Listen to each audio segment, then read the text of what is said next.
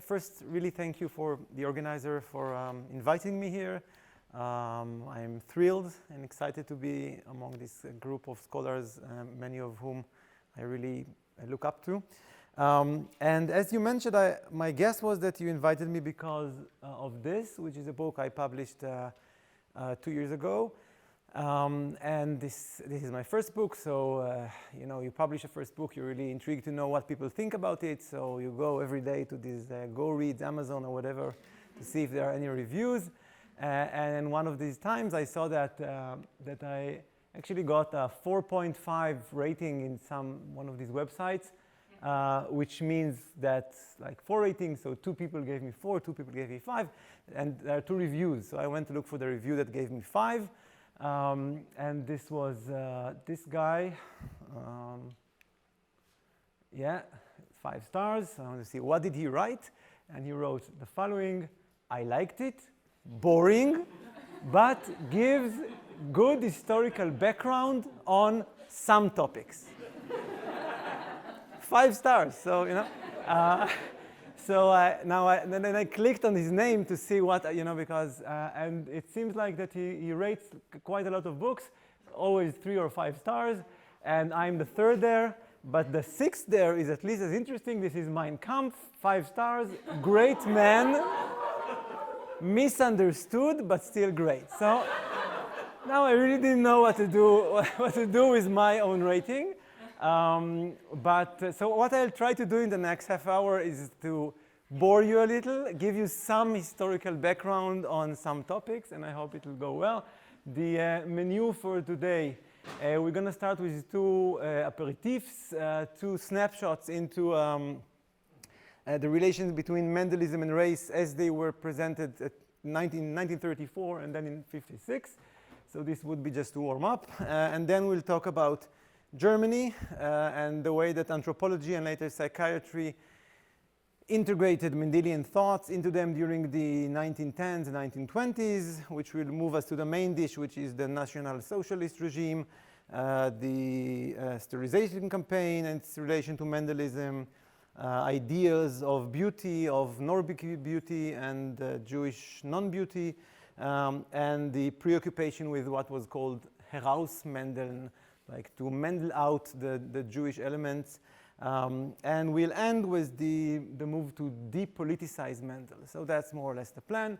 Let's start with the aperitif. So I really like to begin my talks with this picture that several scholars of Nazi racism have used in their books for obvious reasons, right? It shows what we expect to see when we talk about National Socialist racial thought, like the skulls, facial types, typology of faces, etc. But what intrigued me in this photo is not what our eyes are drawn to because of the lighting and everything, but that chart which is drawn there, hung there at the background, which is a chart of Mendelian crosses with the P, F1, F2, etc., which was obviously seen as part of teaching for the teacher, for the photographer, for the editor of the journal where this was published. So obviously they perceive Mendelism as part of racial teaching. Now this is not a unique incident. Here's just another paper about racial study in school. So we see the scars, of course, we see twins. But if you look at the girl at the bottom left, at the boy at the bottom right, what both of them are drawing are charts of Mendelian laws. And once again, this is seen as part of racial teaching. So that's one snapshot. Now we move forward 20-something years ahead to the attempt to refute everything that the Nazis did with race, and to UNESCO. And UNESCO published a book about what is race, and their goal is to say race is not what the Germans told us during this awful period, and whom do they use in order to convey that idea? No other than, once again, Mendel. So now we see again Mendel's laws, the way we know them today, as allegedly showing that races do not exist because all these genes mix, so there is some difference between populations, but actually it's one big gene pool and lots of diversity, etc., etc. And this is already quite interesting to see that the same, more or less the same scientific theory is used to advance quite opposite ideas about what race is or can be or should be. So this is the like warming up. Now let's go to Germany in the 1910s, and we'll have two heroes in a sense. One is this guy Eugen Fischer, quite known among scholars of Nazi racism.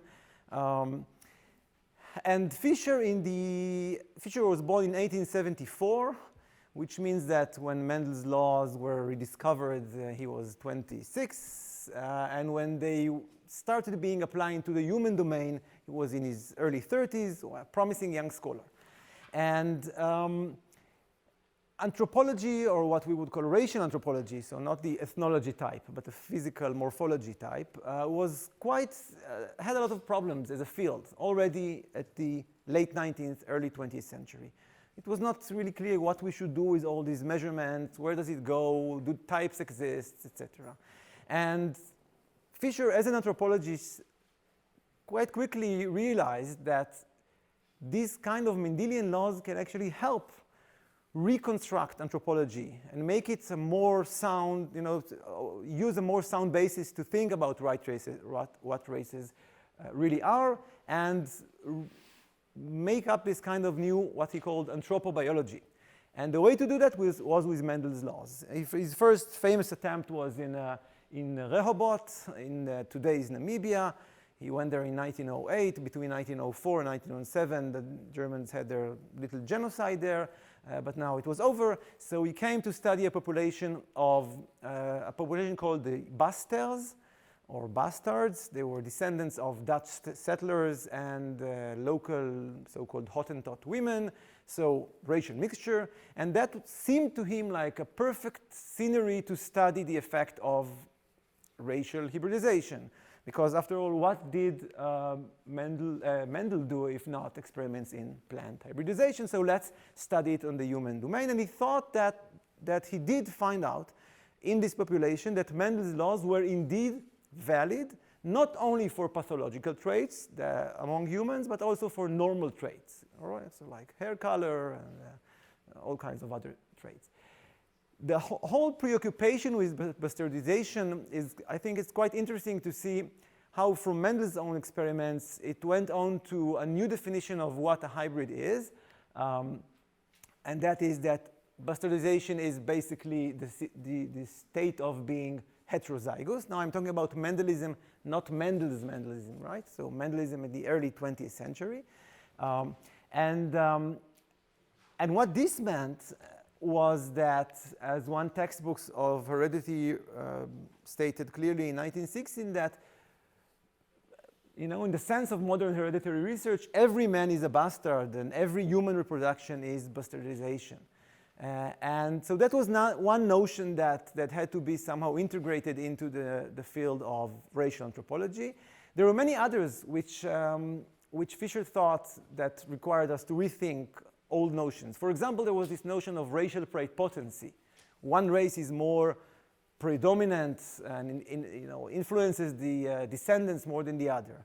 Now Fischer said, what is that if not just a collection of dominant traits? So it's not that the Negro race is predominant, it's just that the skin color is a dominant trait, and so on. So this enabled him to neutralize some of these early notions and give them a more concrete sense. In order for this to happen, however, he needed to show that traits do behave in a simple Mendelian fashion, and he and some of his students managed to do that for the skull shape, like brachycephalic and dolichocephalic, like the long and the wide skulls. One of his students showed, in a very bad way, by the way, but never mind, that this is the skull shape is determined by a couple of Mendelian factors.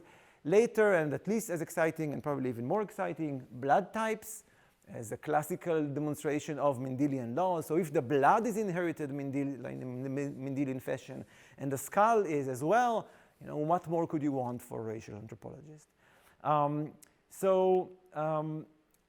The other thing is the other side of bastardization, that is purity. Purity is essential to the Mendelian doctrine. The Mendelian doctrine was referred to in the first days of, like the first years of the 20th century as the theory of the purity of the gametes.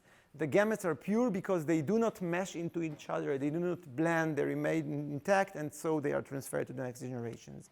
This idea of gametic purity was then extended to individual purity. What is individual purity if not homozygosity, right? The other side of the heterozygosity of bastardization. And then what racial scientists did is extended that further to population purity. So population purity is population homozygosity. So if the entire population is homozygous and with the same genes, we would say, for trait, then it is the pure lines of Mendel, right? No awkward traits come up later. No, it remains the same because it's genetically the same. Hans F. K. Günther, one of the probably the most influential writer, popularizer of racial theory in Germany already during the Weimar years, also adopted these ideas. So he writes in his books about Deutsche Rassenkunde, part of the definition of the term race is not only the phenotypic similarity of a group of persons, but above all their genotypic matching, not only the racial purity of appearance, but above all, homozygosity. A race is therefore a group of people equal in kind and equal in heredity. He writes later also that only the racially pure person was schön, was beautiful. His body and also his mental essence are uniform, genetically uniform. Okay, so, and each part of his body and essence indicates the equal physical and mental factors. So, uniformity of the genes is what makes a population and a person something good in this kind of thinking. Let's look a little at psychiatry. Something quite similar happens in psychiatry. Here the hero is Ernst Rudin, also born in the same year as Fischer, 1874, so also a promising young scholar during the later years of the 1908, 1909, 1910, and he publishes two big essays about the need to Mendelize psychiatry, one in 1911, then a much more mature one in 1916, where someone helps him to do the statistics better, and that is Wilhelm Weinberg, the famous Weinberg from the Hardy-Weinberg equilibrium. He teaches Rudin how to really do the statistical work, and using this teaching, he is able to show that schizophrenia is probably a Mendelian trait which is controlled by probably two recessive factors. So this is one of his major works, and he builds a school of psychiatric genetics with many followers, and they reshape psychiatry at the time. This, by the way, happens in Germany, but influences other places as well. So just to give you one example, take what was called at the time mixed psychosis. And these are psychoses that involve elements belonging to the two different classic categories of mental diseases, the schizophrenia and the bipolar or manic depressive insanity. So these are considered usually distinct disease entities in a sense, but what happens if someone has some elements of this and also of the other one? Now, just like Fischer used Mendelian thought to say, hey, actually we know what this predominant race is, it's just dominant traits. Rudin says now, we know what this is.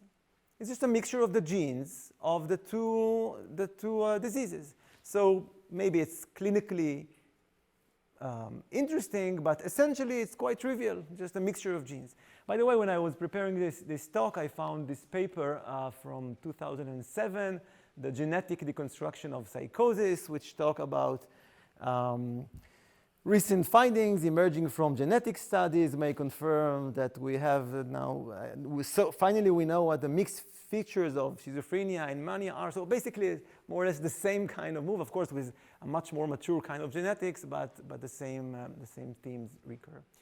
The important thing here is to understand that both Fischer and Rudin are very influential, both within Germany but not only within Germany. They are members of international societies and influential ones, and people come to Germany to teach under their instruction, and this teaching goes elsewhere. And they had important research institutes, the Kaiser Wilhelm Institute für Anthropologie, menschliche Erblichkeitslehre und Rassenhygiene, oder Eugenik in Berlin, and the Institute of Psychiatry in Munich. So now what happens after 1933? So one thing that happens is the sterilization campaign that the Nazis launched.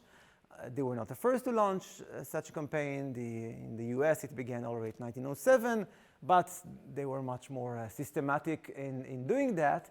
I want to show you a movie, like a 1 minute from taken out of an 8-minute movie, which was made by Hans Nachtsheim, also a hybridizer of rabbits, which, you know, taken out of context, is quite a nice animation explaining the way that Mendelian heredity works, and can lead to the emergence of all kinds of recessive pathologies.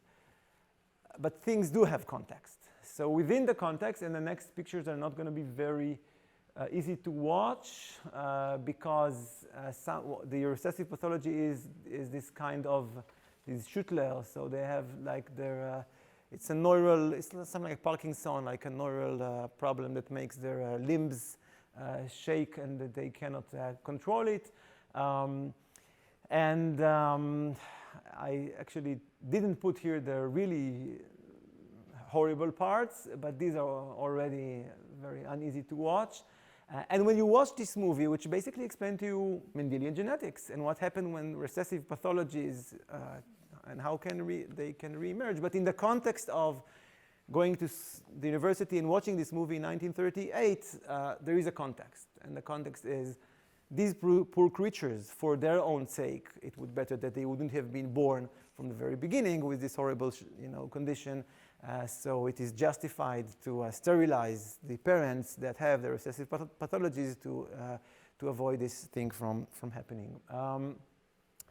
But you didn't have to be students to see that movie. I mean, to see this movie with students, but to know these, to have these notions. If you were workers, you might have been led into watching a play during 1933, 4 or 5, called something like Erbsturm or something like that. And as you can see, while the set was being rearranged between the second and the third act, there was a 2-Minuten Projektion.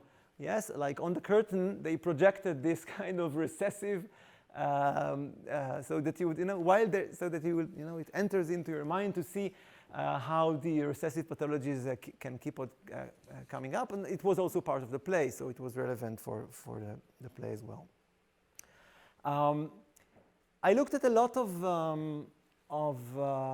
records of Erbgesundheitsgerichte, so like hereditary courts, and 3 things I think were quite striking for me. The first was that the preoccupation with the recessives that we saw here, or as to take a quote from one of these records, precisely the light forms from the standpoint of cultivating hereditary health are the most dangerous ones because their carriers reproduce more easily. So the problem is not with those whose illness is manifest. Anyhow, they don't have lots of children. Everybody can see that they have a problem. The problem is with those whose illnesses we cannot even see because it's so light. Okay, so these are the ones who worry us most, so we should sterilize also them. This idea also draws from early 20th century epidemiology and the idea of carriers. That's why we all have these masks, right? So the carriers and the danger of carriers of bacteria or viruses as those who will endanger the health of the community. So these ideas also are there in the medical sense for carriers of bacteria, and now they also go into genetics. We should somehow prevent this from happening. The second thing that I was surprised to see is that these actin of hereditary courts have very little pedigrees in them. It's not that they don't exist, but when they do, they're not interesting in a sense. Nothing happens in them. That's just a way to tell, I don't know, the familiar relations. And I was quite surprised by that, because I was initially, naively, I would say, expecting to find lots of pedigrees there. But they don't exist. Only after a while I thought, okay, now I actually understand why. And the reason is Mendelian genetics. Because Mendelian genetics, unlike other theories of heredity, does not rely on one pedigree or another to prove inheritance. It relies on the accumulation of lots of pedigrees from which you can draw the statistics and from which you can see that, okay, these are the ratios. So now we know that a trait is really inherited, because when you looked at hundreds of pedigrees, we have now, we see the ratio, we see the right ratio. And since this is the case, and this is, as I said, different from other theories of heredity that circulated in the West, let's say in the 50 years before the time, so let's say Galton's theory and others. This means that a person coming to a hereditary court simply cannot say, but look at my pedigree. There was no one with schizophrenia in my family, so what do you want? It's not inherited. But this means nothing for the court itself, because they would say, the fact that we don't see anyone with the trait is meaningless for us. We have lots of pedigrees, and these lots of pedigrees prove that schizophrenia essentially is an inherited trait. So now your pedigree is meaningless to us. All we have to know is that once you had a schizophrenic attack, and that means that you have the genes, and so what happens actually is that within the context of Mendelian genetics, which works on accumulating lots of pedigrees, that there is a certain relation of power between the state and the medical establishment and the person. The person simply has no power. It doesn't matter what your pedigree shows. It wouldn't change the opinion of what we should do with you. And as I said, it's not trivial. I mean, maybe it sounds trivial to us because we're used to Mendelian thinking. But if the ruling theory was Galton's theory of ancestral inheritance, and a person could say, look, I got only 20% of this and 50% of that. Now you cannot say that anymore because of these recessives.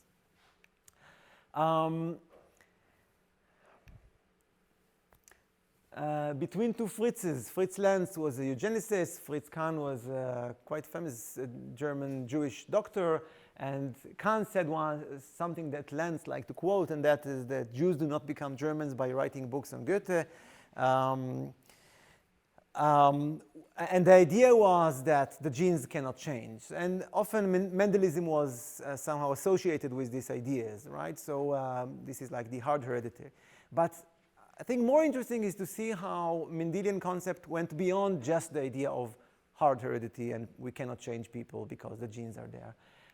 And in discussion about fascist regimes, generally there is this two elements which the literature on fascism highlights, and that is, in fascist regimes, usually there is a lot of talk about the need for a rebirth of the nation and regaining some kind of lost homogeneity.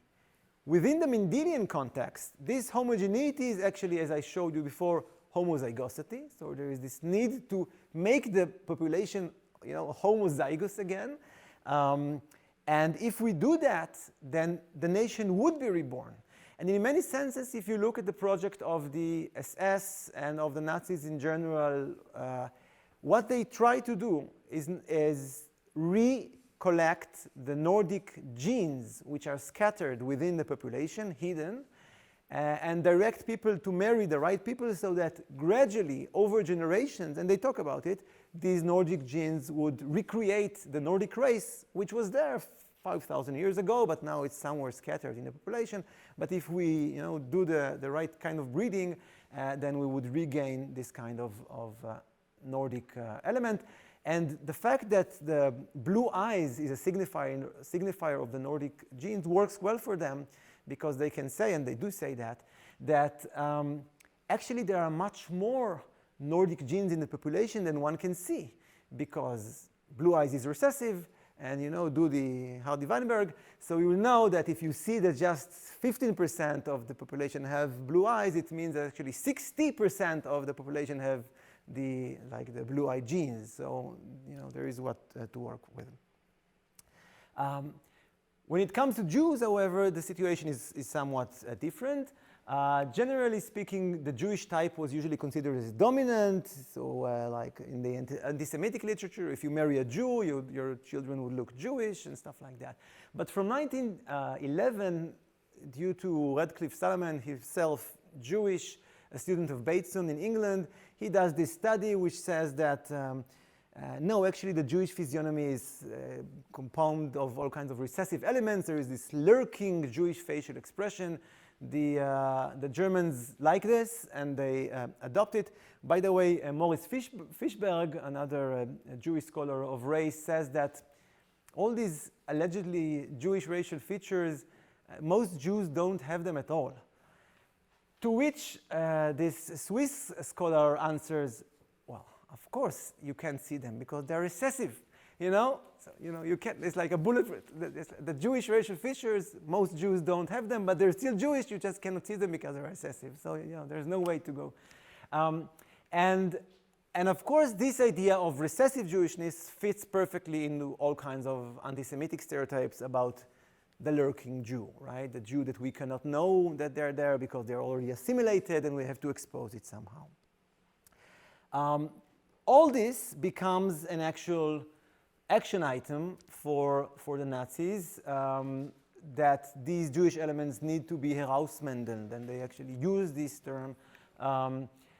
Here are some quotes from textbooks of 1934, 1935. The Mischlinge, the bastards, they sieve us through their outward appearance. Next to the visible dispositions, they possess dispositions which are hidden from sight. One cannot see by the external features of an organism what hereditary dispositions are hidden in it. There are Jews that appear completely German. They are children of mixed marriages, but can we consider them German? No, because the children of that Mischling or grandchildren will display, again, absolutely Jewish racial features. During the discussions on the Nuremberg laws from 1935, an expert opinion by Arthur Gut, who is an expert on medicine, and he prepares this report about how we should use Mendelian laws in order to study man, and it enters in all kinds of ways into the Nuremberg legislation. Later, during the 1940s, when the genocide is already becoming in full swing, there are discussions in the higher echelons of the Nazi state about what we should do with the quarter Jews. Should we mix them among themselves so that the Jewish elements would be herausmendelt and then we would know that they are there? Or should we continue to dilute it throughout the population? And all these discussions are completely Mendelian, so they're using this Mendelian logic. Hitler uses the term herausmendeln at least 7 different times, Martin Bormann and other people, and Jews themselves also say something like, ich wollte mich herausmendeln, and all kinds of awkward things like that in all kinds of contexts. Okay, so now I have 1 more minute, more or less. All of this was bad in its own right, but it was also very bad for genetics. And geneticists try to distance, outside Germany, try to distance themselves from all of this connection with race, and they did so quite successfully. One way was this idea of that, let's use Mendelian theories actually to say that race does not exist, and this is the legacy that most of us know. And there was also another context in the post-Second World War period, and that is that Mendel was set in contrast to another man holding something, and that was Lysenko. So there were 2 parts of this equation. In the Soviet Union, they talked about Morganism, Weizmannism, Mendelism, Trotskyism, and all the other isms, so there was like a clear rejection of these Mendelian theories. And in the West, Mendel was now rectified somehow as this hero of a non-ideological, non-political, and also useful and also democratic kind of theory. And as I said, this is what we know about Mendel today, and the political aspects are usually forgotten. So much forgotten that German textbooks from 1960 could do this and put Koch, Goethe, and Mendel as like the peak of human evolution with the skulls also. So this is where I give up. So my point was that usually, for Darwin, we say social Darwinism, it's obvious for us that there is like also a social theory. And for Mendel, I don't know, it was just this kind of Versuche, right? So it's about peace. But